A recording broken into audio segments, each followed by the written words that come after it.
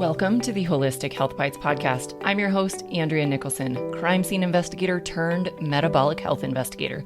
This podcast provides bite-sized episodes to help you have a pristine health scene so you can live a vibrant, adventure-filled life. Let's dive in. Welcome back to the Holistic Health Bites podcast. Today, I am joined with a special guest, Jenny Robbins, who is one of my new dear friends who is going to share with us today some details about trauma and grief and just kind of how we're going to deal with all these. So welcome, Jenny. Thank you so much for joining us. Well, thank you for having me, Andrea. I'm really glad to be here. Yeah. So I would love for you to just kind of introduce yourself to the audience, tell everybody a little bit about, what your background is, whatever you want people to know about you. I'm a licensed professional counselor. My specializations that I like to focus in and that I feel the most passionate about are grief and trauma, as you mentioned. I practice at a few different places. One place where I am today is my group practice called South Platte Counseling, where I am a member with about 6 other counselors here. And I also do some work at a resiliency center in Highlands Ranch, and we serve the population impacted by the STEM school Highlands Ranch shooting in 2019. And I also do some work for an EAP or an employee assistance program, and I do some critical incident support, some groups, a little bit of individual counseling there. So those are kind of the things I have going on. Just a few things. Yeah. It's only a few. That's a lot. You do a lot of different things with a lot of organizations. So that's amazing. Got to keep it interesting. That is amazing. So I definitely want to dive into like trauma and grief and different sources of all of those things. I think most people are aware of like the really obvious things. You had a death in the family, or you had, you were abused, or, victim of a crime. Those are obvious sources of trauma. But I'd love to talk a little bit about maybe some signs or things that people might be able to look at their own life and see, oh, I do have some trauma and I hadn't recognized it as trauma, or I am going through the grieving process, even though it wasn't like a death or those kinds of things. So can we talk a little bit about maybe some of the other sources that aren't so obvious that would fall into the bucket of traumas or grief? Absolutely. I think that's such a great question because, the response that we have after something that we think of as a big trauma, like some obvious things might be surviving a mass shooting or being in a terrible car accident, or war, being in a war. Yes, those things are traumatic, but the response is the same. It's called a stress response, whether we've experienced a large traumatic event like that, or whether we're dealing with our daily stressors or compounding stressors or something uncomfortable. Physiologically, these responses are the same. And so a lot of the knowledge that we have on treating trauma, we can definitely benefit, even if we haven't, for example, been in a war. So some of those lesser realized sources of stress reaction might be something from your childhood. Maybe even if it's not like terrible, what we think of as terrible child abuse. For example, I know one person and his dad was so loving and so revered in the community that when his dad yelled at him just a few times in his childhood, that impacts him to this day. It's something that he's working with, trying to, but what he's discovered in his trauma healing work or his stress response healing work is that people that are in authority, in positions of authority, are really activating for him. Much the same way as, let's say, if we were in a car accident and a certain kind of car is very activating for us. Our brains don't really care if it's something small or something large. Our brains just want to keep us safe. So maybe it's something from childhood that isn't even like a lot of child abuse. Another interesting thing that our brains do is our brain doesn't necessarily care if something's happening to us or someone else. So we could be feeling the effects of trauma or stress, same response, vicariously. And what do we do often? We look at the media, we listen to the media. There are terrible things happening all around us. So something that's happening to somebody else or just in the media might be causing what we could call a traumatic response. That's so fascinating. And that would also be true with like movies or TV shows or things that you choose to pay attention to, right? If you're watching murder mysteries and, people being abused and tortured and all these things, you could be having that same visceral traumatic response to even a TV show that logically is fake. 100%. I remember hearing this question. We know that feeding our body nutritious material is good for us. What are we feeding our brain? What are we feeding our mind? Is it a constant diet of these things that keep our nervous system on high alert? And maybe for some, we just kind of have to know our threshold. For some, I know some people that really need that intensity and crave that intensity, and it's not disturbing. For others, probably myself included, I have to be careful about what I'm consuming and feeding my mind and feeding my nervous system. So 100% movies, anything that we see, even written word, we have those tiny trauma reactions of our heart beating faster, our palms getting a little bit sweatier, a feeling of dread. And our brain really doesn't care if it's happening on the page, in the news, or if it's happening to you in the present moment. So interesting. And I think to add to that, if it's also interfering with you sleeping, that's going to add to your body's inability to deal with it. If you're lacking sleep. And I think so much of this, we often use like TV shows or sitting down to watch a movie as downtime or as relaxation time. Mm-hmm. But if you're watching these suspenseful things that are actually potentially putting you in that stress, trauma state, it's not downtime. It's not restful. It's contributing to the problem because it's also probably going to interfere with sleep. So many layers here. So many layers, yes, that are so interrelated. I read this fascinating book on sleep recently called Why We Sleep by Matthew Walker. And he just really has a lot of research to support all the different systems that sleep impacts, including our emotions, including our ability to heal from difficult things. So yeah, really good point. Yeah. And I would say the same thing is true with nutrition and exercise. This really does need to be a holistic approach. You can go to therapy or you can do one particular thing, but it might not get you all the way unless you're also feeding yourself proper nutrition. You're also getting good quality sleep. You're also getting exercise and eliminating toxins and all the things.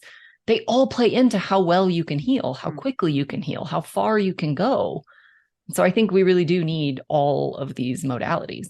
Truly, why not approach our healing in that holistic way where we can approach it from I'm moving my hands, you can't see right now, but just in a direction from all over, like rays of a sun. Why not approach our healing from lots of different angles and not just one? My boss here at South Platte Counseling, our owner, he says that if people are doing 4 things consistently, they can fire their therapist. And those 4 things are getting adequate sleep, getting adequate nutrition, feeding their bodies well, moving their bodies, exercising, and if they have some kind of a spiritual practice. It doesn't mean religious, it just means engaged in something bigger than yourself, engaged in some kind of practice like mindfulness, or maybe religion for you, or maybe a group, or maybe getting out into nature where you feel that you're a part of something. If you've got those 4 things going for you, you could likely fire your therapist. Not that we want to put you out of a job, but I do love that philosophy because that would put me out of a job too. I love it. So, in kind of on that same vein, a lot of people are familiar with when they think about therapy, they're familiar with the traditional talk therapy. But I know there's a ton of other modalities, and I'd love to hear from you because I know you participate in some of these other mechanisms and therapeutic strategies. I'd love to hear from you what other options are available and maybe some about your favorites or the things that you really like to do as a practitioner that you see move the needle the most for people. I love that question because I do get very geeked about different modalities, very passionate about different approaches to things like trauma and grief. And I'd have to say that my very favorite, oh, I don't know if you want to call it a model, let's call it a model or an arc of healing, is from one of my favorite grief mentors. Her name is Joanne Cacciatore, and she lost her baby daughter when her baby daughter was born, and she found that there wasn't adequate support. So what did she do? She went to school, got her PhD, and researched in the area of child loss and traumatic loss. So that's where her work is focused in. And I just have so much admiration for her. But she has this three phases of healing that she talks about, and it's called the Selah model, Selah. And Selah is this beautiful word that means rest or pause. Selah means pause. So that's a little counterintuitive, isn't it? To think about pausing in our healing. But her first step in this three-phase model is to be with the experience. We humans and we mammals and most organisms don't want to go toward pain, but really that is the way through. So the state is to pause. The goal is to be attuned with your experience, and it can include some things like spending time by yourself, developing some self-awareness, maybe engaging in some meditation practices, telling your story. I just had a conversation with a colleague just before hopping on with you about telling our stories. And she's talking about creating a group, a therapeutic group where we tell our stories. And it just sounds fantastic to me. And my boss's four things that can help you fire your therapist. Those are the basics that maybe we can think about in this first phase of healing, of being with our experience. We can focus inward, focus on our bodies, our nutrition, exercise, massage. And the second part in this arc of healing is to not only be with your experience, but to surrender to your experience. And the state here is deep reflection. And the goal is to trust that you can manage this, that you can handle this, that you are wired for healing. It seems impossible sometimes to dip a toe into the realm of healing because that means talking about it and facing it, but we're wired for it. We've probably already been through the worst. If we're talking about trauma healing here, we're wired for the healing too. We're wired to surrender, and we can trust that, yes, we're going to be okay.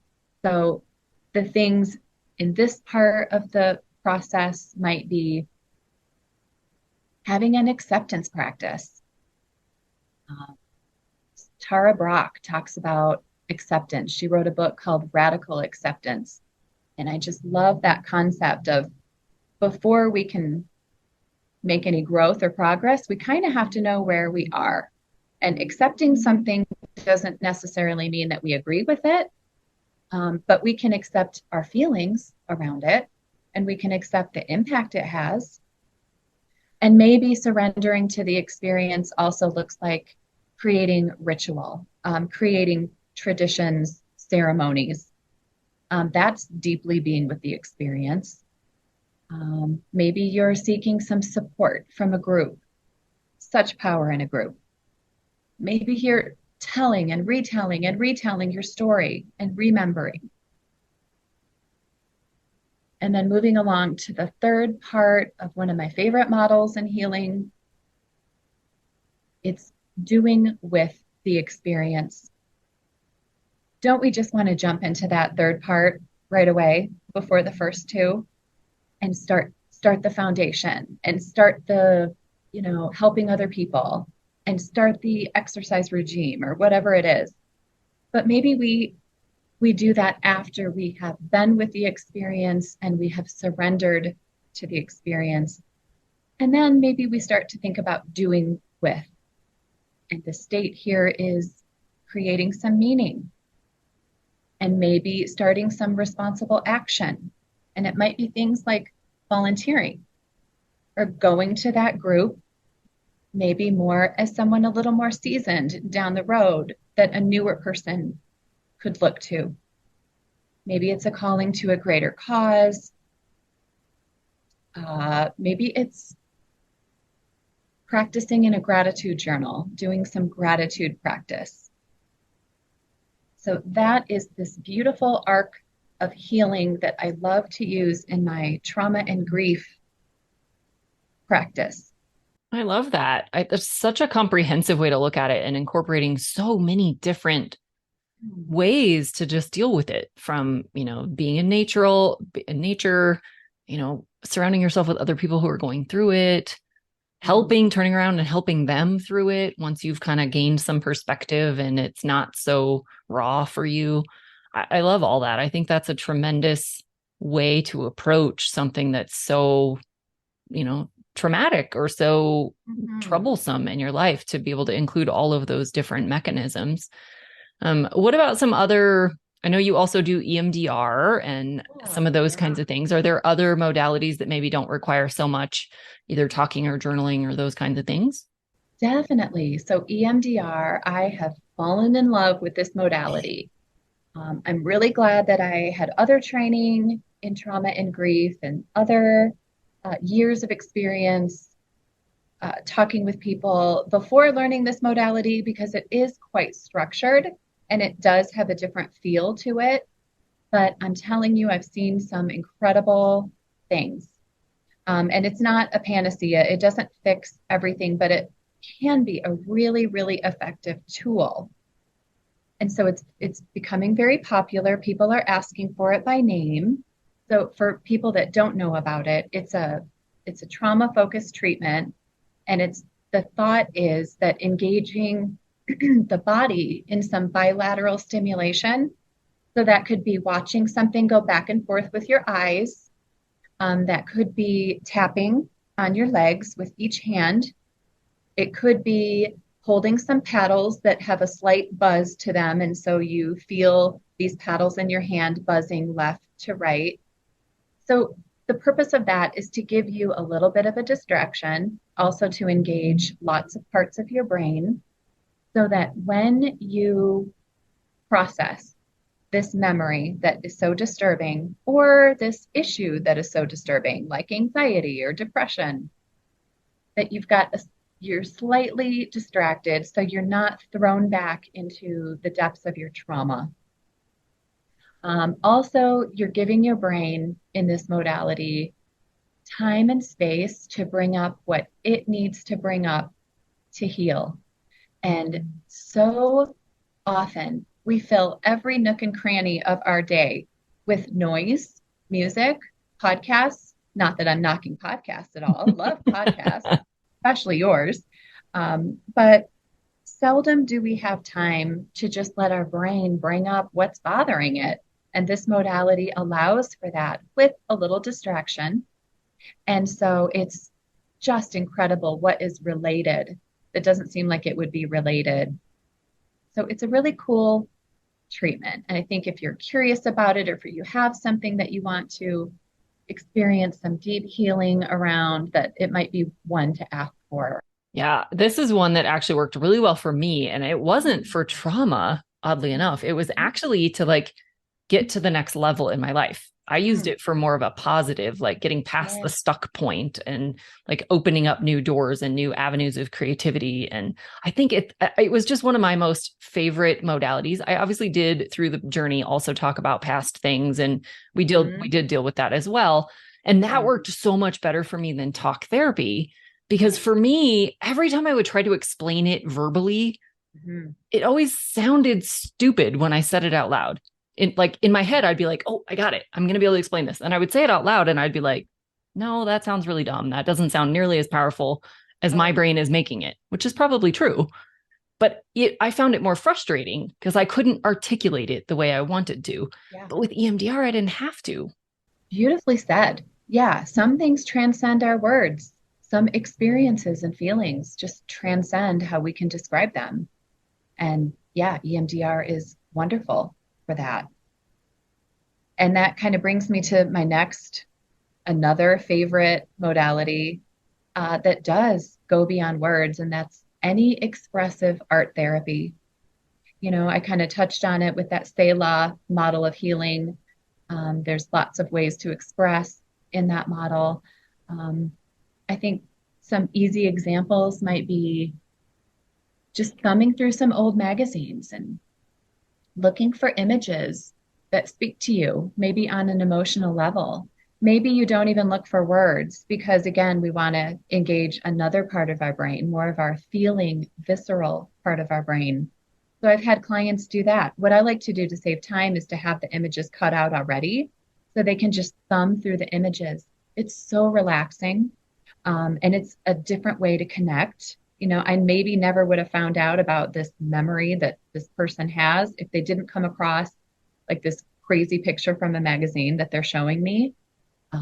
So that can be fun. And then to create maybe a grief board where you have images that describe a loss or images that describe something or someone that you're missing.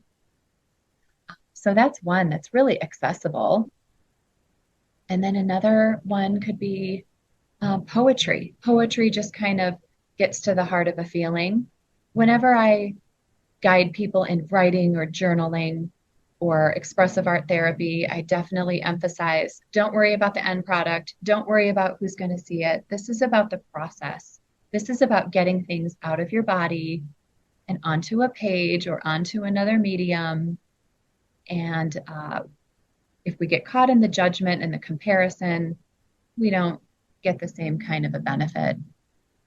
You mentioned movies. So cinema therapy is a thing. Maybe watching a movie that has some loss in it and you can see someone else is going through something that you are. Maybe that feels well really hard, also really comforting.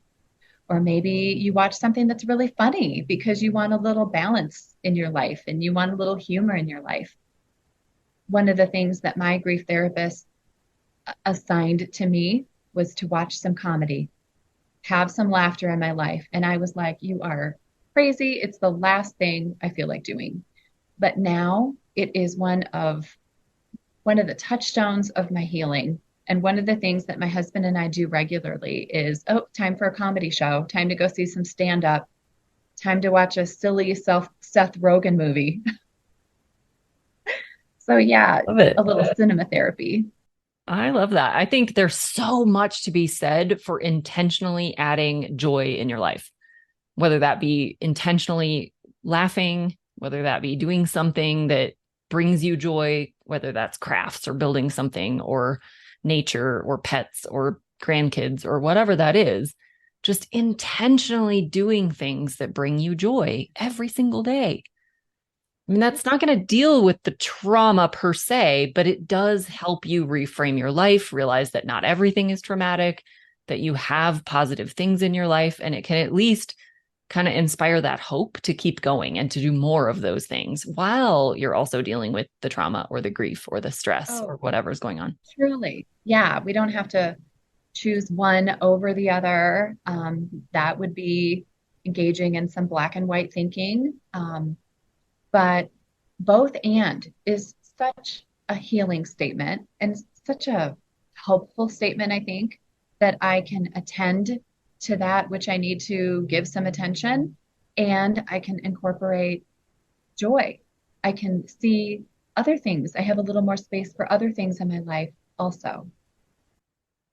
Yeah, I definitely don't think we need to just wallow in the trauma and the grief. We certainly need to walk through it. We need to deal with it. We need to face it. Like you said, that's how you get through it. So you have to face it and just go through it. But I don't think we have to live in that state 24/7. We absolutely need some of the joy and laughter and happiness and hugs and kisses and all of the things that bring us happy hormones and help to balance our brains. And I think sometimes we have to intentionally make that happen. We have to really like set aside time and okay, now I'm going to focus on happy. And sometimes it's hard because you're stuck in that, crying or anger or wherever that cycle is for you. Sometimes we have to intentionally say, I'm turning on my favorite comedy movie, or I'm going to, start my crafts up again, even though I don't feel like it. Once you get going, you will feel like it. Yeah, I think that there's definitely space for that. Definitely. And I think sometimes some losses are so profound and we are in such um, a place where it touches everything we see, everything that our eyes scan. Um, Here's an illustration.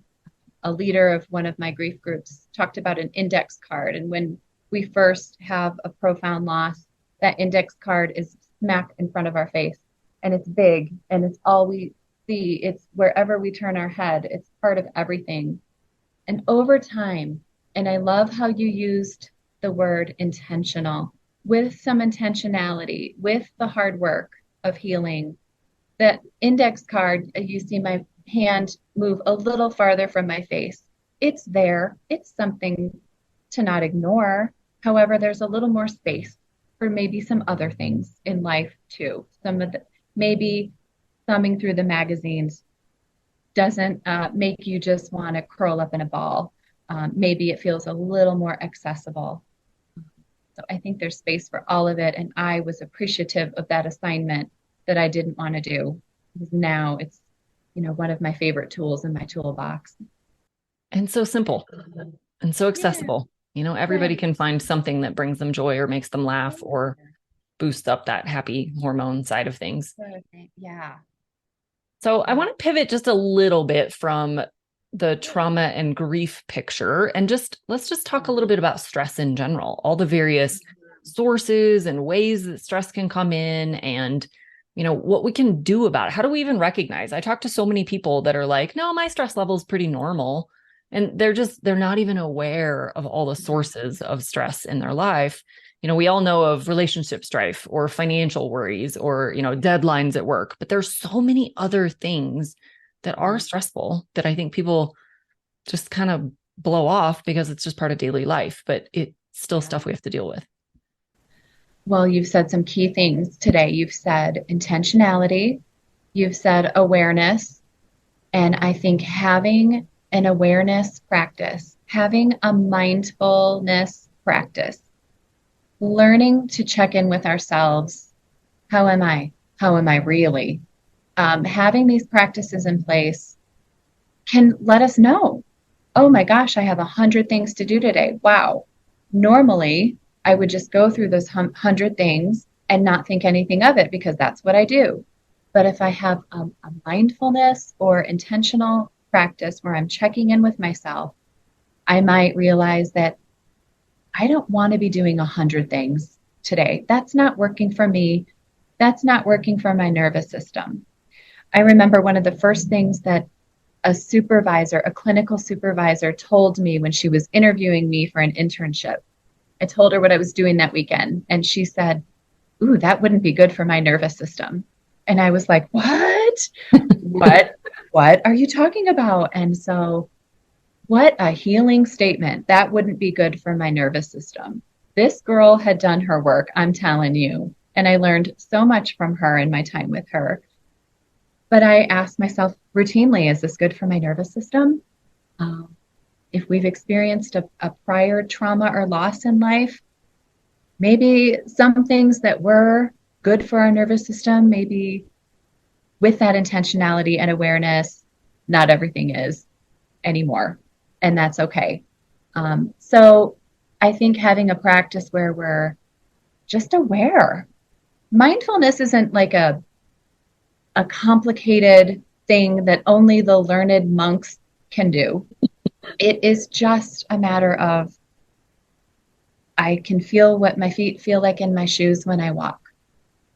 I'm going to slow down a little bit, take a breath between work and home. I'm going to, touch a few surfaces around me and ground myself to this place and time. We can easily incorporate a mindfulness practice in what we're already doing. And I think that can be one of the most life-changing things that we do, because then we can know that, oh gosh, this in my relationship is too much. This in my schedule isn't working for me anymore. I can make some adjustments. I think just awareness, it's an easy thing to not do, but it's such an important piece. And I think that is an easy thing to start thinking about and trying to be more mindful about, because it really is just that simple. It's just kind of pausing and looking and paying attention and building up that awareness. Yeah. You asked what some other stressors might be that people might not think of as a stressor. And what I thought of right away was the environment inside our own head, the critical comparisons, the critical voice, the chastising, the telling ourselves we should be this way, we should.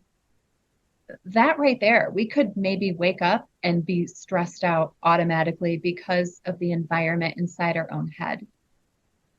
There's a researcher in the area of self-compassion, and her name is Kristen Neff, and she's written books. She has a workbook called the Mindfulness Self-Compassion Workbook. I think in addition to having a mindfulness practice, having a self-compassion practice or moving toward that can be life-changing.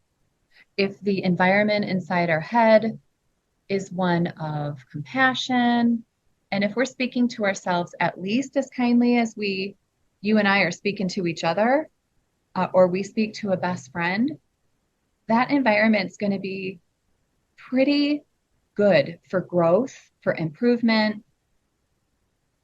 But somehow we've either been conditioned by society or our families that, oh, if we're not hard on ourselves, if we're not critical, if we're not comparing, if we're not always striving to be the best, then we're not doing well. But it's really worth it to challenge that if that's the environment, and to maybe move toward a more compassionate environment. Oh, I think that's so important. We all have these horrible things that we say to ourselves and these thought patterns that aren't true, but we've said them so many times to ourselves that they feel like facts. And we really have to unwind that story and start telling ourselves a different story, a happier, more positive, more uplifting story for sure. Right. I'd like to circle back a little bit to the nervous system piece. How would somebody know if something was good or not good for their nervous system? Mm, that's a great question. I think maybe asking themselves, okay, what are my feelings around this? Maybe it's an event that someone has invited you to. What are my feelings? And we tend to go to our thoughts because we live so much in our logic, our logical self, maybe less so in our feelings and emotions. So let's try to use feeling words here. How am I feeling?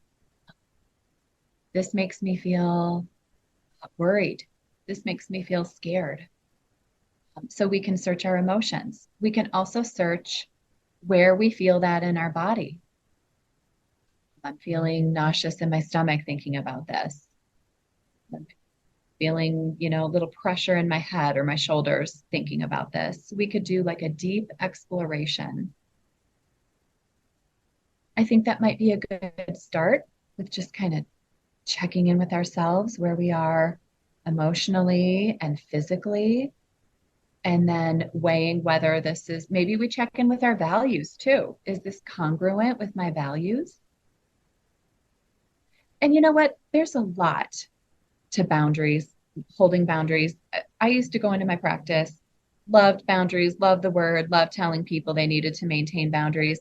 And then I learned a little bit more about trauma and the nervous system and how slow change can be and how tightly our brain hangs on to what's dangerous versus what's safe.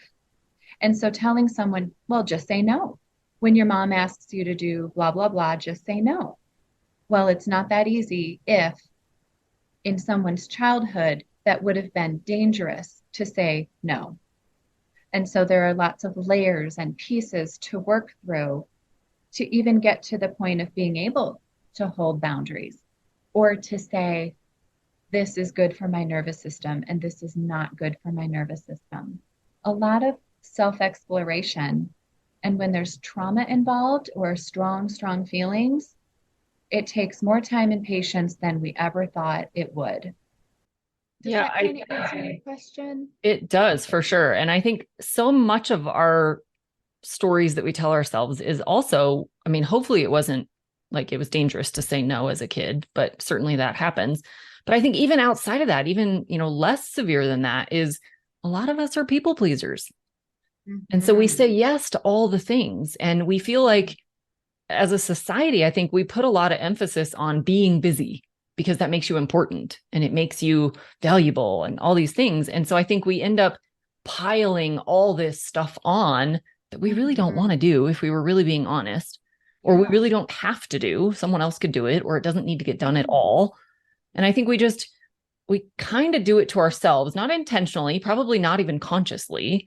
But if you really take that time for the awareness piece, you might realize that you're doing it because you don't want to let somebody else down, not because you want to do it, not because you are the one who needs to do it, but you just feel obligated to say yes, or your tendency is to say yes and to take on all the things and not ask for help and not say, I just, like you said, that really would not be good for my nervous system. I need to say no.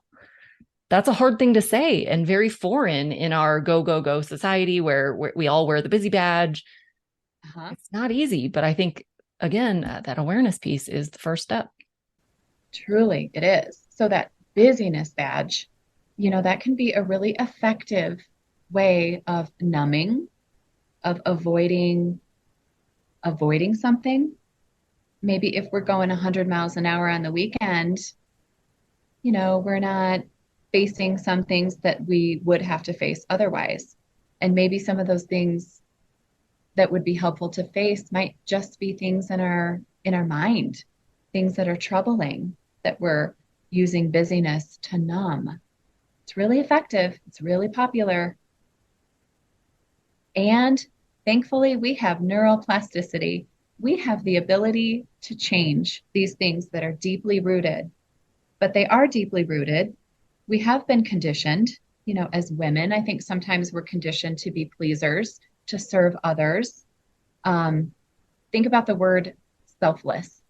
We may strive to be selfless. Well, in a way, thinking about that word, it can be thought of as maybe a terrible word. Really, I have to not be a self. I have to have no self in order to have value. Maybe we start to change that a little bit, that conditioning. Brene Brown calls that having critical awareness of maybe how we were raised, expectations from outside, expectations that we've internalized inside. Doesn't mean we have to go and change everything today.